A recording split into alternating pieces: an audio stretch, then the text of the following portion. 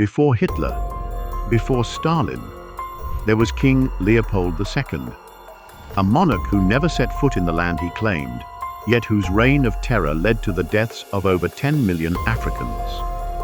Under the guise of civilization, he carved out a private empire the size of Western Europe, exploiting its people for rubber, ivory, and unimaginable wealth. The land was drained of its riches and drenched in blood, as Leopold amassed a fortune built on brutality. This is not just a tale of colonial greed. It's one of history's darkest crimes against humanity. This is the story of King Leopold II and the horrors of the Congo Free State. Welcome back to Bad People, where we deep dive into the most mind-boggling cases. If you haven't already, subscribe to our channel and hit the notification bell so you never miss any episode.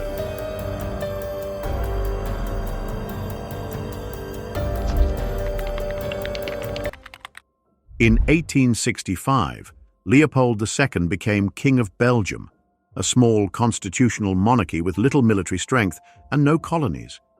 Belgium had remained neutral in global politics, but Leopold saw this as weakness.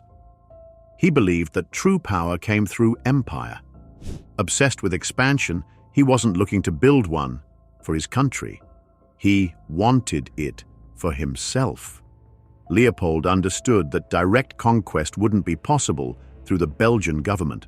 So, he devised a different strategy, one rooted in image and diplomacy. He founded the International African Association in 1876, claiming it was a philanthropic mission to explore and aid Central Africa.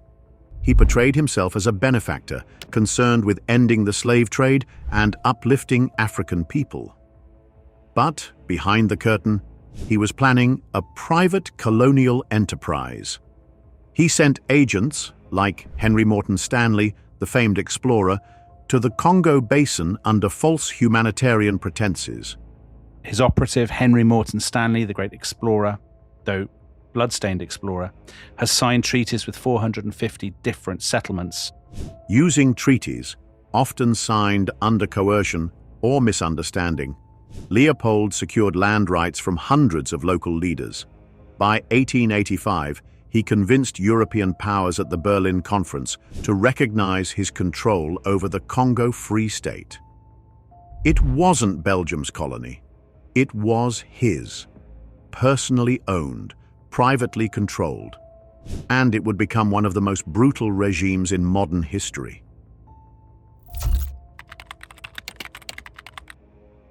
In 1885, the Berlin Conference marked a turning point in African history. 14 European nations met to divide the continent amongst themselves. King Leopold II attended through diplomats and lobbyists, presenting himself as a humanitarian. He proposed creating a neutral, benevolent state in Central Africa, one committed to ending slavery and promoting free trade. The result was the creation of the Congo Free State, with Leopold recognized as its sovereign, acting as a private individual rather than as King of Belgium. This arrangement was unique. No other European monarch held direct personal control over such a vast colony. Remember, 67 times the size of Belgium, the size of Britain, Spain, Italy, France, and Germany put together. The Congo Free State covered more than 2.35 million square kilometers, roughly the size of Western Europe. Leopold established his rule through a complex web of shell companies and concessionary systems. These allowed private companies, often backed by the state, to extract rubber and ivory, while Leopold claimed taxes and profits. He created the Force Publique, a private army composed of European officers and African conscripts, tasked with enforcing quotas and controlling resistance. This is a private army called the Force Publique. An absolutely terrifying organization. Although publicly framed as a civilizing mission, the Congo Free State functioned as a commercial operation with no accountability and no genuine concern for the people living there. It was a colony run as a private business by a king acting as its CEO. In the late 19th century, rubber became one of the world's most valuable resources, as bicycles, cars, and electrical wiring transformed daily life in Europe and America. The demand for natural rubber exploded. Deep in Central Africa, the Congo's forests offered an abundant supply, and Leopold II saw a chance to turn it into personal profit. To harvest rubber, the regime imposed a strict quota system across villages. Local men were forced into the forests, often for weeks, to extract sap from wild vines. If quotas weren't met, entire communities suffered. The Force Publique, Leopold's colonial army, enforced these demands through fear. Punishments were swift and brutal. Villages were destroyed, families torn apart. Villages being burned to the ground, civilians being rounded up and murdered. Men were flogged with the chicotte, a whip made of dried hippo hide that tore flesh to the bone. Women were held hostage, children were abducted. Perhaps the most disturbing practice involved severed hands. Soldiers had to account for every bullet used, so they brought back human hands as proof. In many cases, the victims were still alive when their hands were taken. 81 right hands, human hands. And the chief said to him, "See, here is our evidence." Companies like the Anglo-Belgian India Rubber Company oversaw the system, funneling wealth to Leopold. What remained in the Congo was silence, fear, and a legacy of suffering that still lingers today. Between 1885 and 1908, the population of the Congo was cut in half. Historians estimate that as many as 10 million people died during Leopold II's rule over the Congo Free State. He's the man whose rule in the Congo saw 10 million deaths, either by starvation, torture, execution, and disease in the DRC. These deaths were caused by forced labor, famine, disease, abuse, and the psychological trauma of constant fear and displacement, outcomes far removed from those of conventional warfare. Entire communities were uprooted as men were taken to harvest rubber and women were held hostage to ensure compliance. Children were orphaned. Agricultural systems collapsed, leading to widespread malnutrition. Epidemics like smallpox and sleeping sickness spread rapidly in areas already weakened by exploitation. The world began to take notice, though slowly and often reluctantly. In 1890, George Washington Williams, an African-American minister and writer, became one of the first outsiders to speak publicly against the atrocities. Washington Williams and Roger Casement were all in the Belgian Congo in 1890 and were horrified by what they saw. He described the situation as a crimes against humanity, long before that term became common. Later, Alice Seeley Harris, a British missionary, used photography to expose the violence. Her images of mutilated children and grieving families were circulated in Europe and the United States. They made the suffering real to people far from the Congo and helped unravel the carefully constructed myth of Leopold's civilizing mission. Eventually, the brutality in the Congo came to light. By the early 1900s, missionaries, former officials, and journalists began to speak out. E.D. Morel, a shipping clerk turned journalist, noticed that ships leaving Belgium were full of weapons and returning with rubber. Clear evidence of exploitation disguised as trade. He quits his job. He begins writing articles, books, pamphlets to make people aware of what Leopold is doing in the Congo.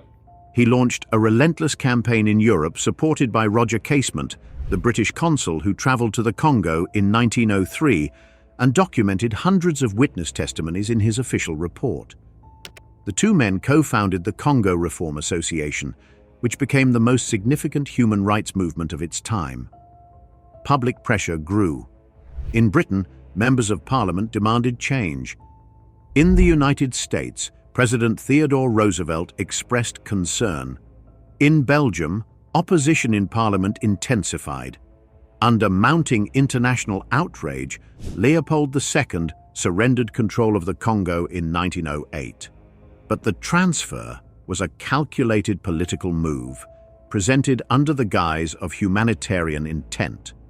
Leopold retained profits and destroyed key evidence. Historians estimate that over 150,000 pages of official records were burned. He died a year later, in 1909. Though never tried, his reputation was permanently damaged.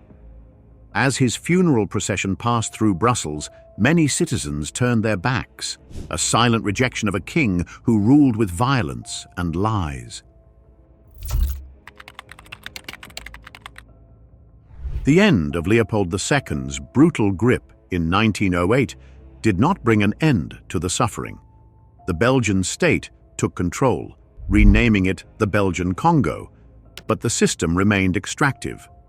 Congolese people continued to be excluded from political power, denied basic rights, and subjected to racial segregation.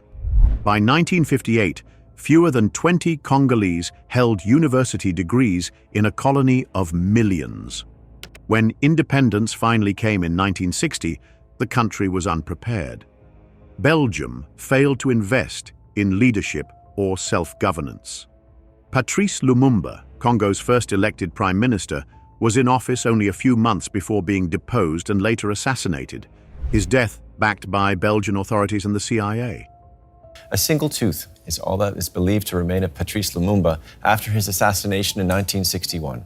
In the decades that followed, the Congo endured dictatorship under Mobutu Sese Seko, who renamed it Zaire, and ruled for over 30 years through corruption and repression.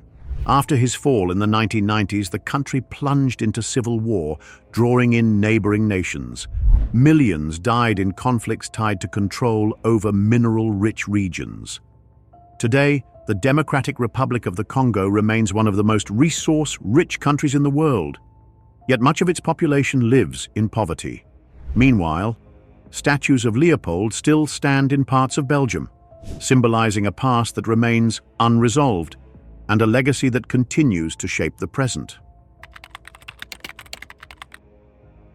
King Leopold II ruled Belgium for 44 years, but his most infamous legacy lies in the Congo, where entire communities were erased under his brutal, private colonial regime. This was no madness. It was a system built on forced labor, violent exploitation, and the silence of the world. Today, his statues still stand in parts of Belgium. His name is rarely mentioned in textbooks.